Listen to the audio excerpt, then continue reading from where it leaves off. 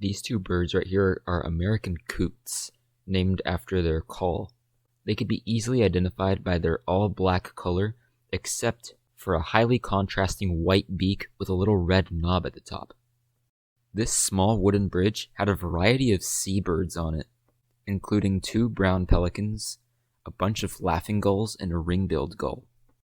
Now there's a huge flock of swallows of some sort back on that phone line back there, and I'm going to see if they're going to let me get a little closer to them. At an up-close view, I can now identify these as northern ruffling swallows, which makes sense because of the habitat work. These are usually a species found hunting for aquatic insects near large bodies of water, and can be easily identified by the grayish-brown color on the top of their bodies, the white color on the bottom, and kind of a diffused buffy brown color on the throat. The large group of swallows has finally stopped resting and has gone back to feeding. As you can see, they are indeed feeding on top of this large lake, skimming the surface of the water and eating aquatic insects like mosquitoes, mayflies, water striders. And actually, you can see that there's a couple tree swallows mixed in with this mostly northern rough-winged swallow group. The tree swallow has a more striking white belly. It's darker on the top. That dark color, if you look at it in a good view, is actually an iridescent bluish color. This little bird right in these reeds is a very common yet very secretive species of warbler called the common yellowthroat. This is either a female or an immature male, and if I had to guess, it's an immature male based on the amount of yellow on the throat. However, mature males have a striking black mask that makes them unmistakable. And finally, we have our first weird flycatcher of the trip. While this isn't the species I'm here looking for, this is still only my second time ever seeing a tropical kingbird, an uncommon migrant through South Florida that is actually quite rare here in Palm Beach County.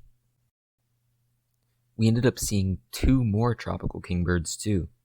There were also western kingbirds reported from this area, however I didn't come across any. Both species have a very bold yellow belly, and are mostly gray and olive above.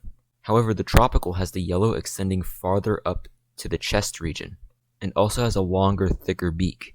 Besides those differences, western kingbird also has 2 white stripes on the edge of the tail, not found in tropical kingbird. This is the bird we were here looking for, the Vermilion Flycatcher.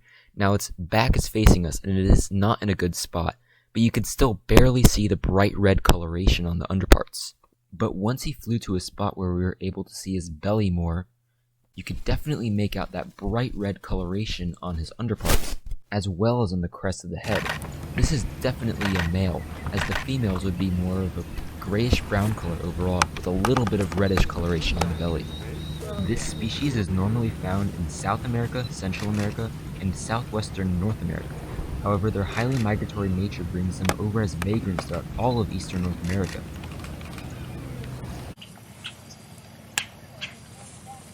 So, I don't know if you know how rare this is, but that right up there is a Mexican free-tailed bat. So he's just scratching an itch right now, so he's pretty awake. So I'm not trying to disturb it too much, so I'm trying to keep it quiet. But this is very rare right here. Seeing a Mexican free-tailed bat, or any bat, just out in the open roosting during the daytime. This is my first time ever being up close with a bat like this. And the fact that it's on the side of the palm tree and not in the palm tree itself, hello red-bellied woodpecker, is really weird.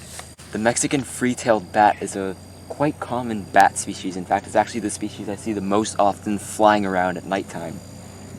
Now these guys are called Mexican free-tailed bats because their tail is not connected to their back legs with the big amount of webbing like most other bats are. So it just has this long kind of rat-like tail at the end instead of having the extra webbed skin at the base of the tail.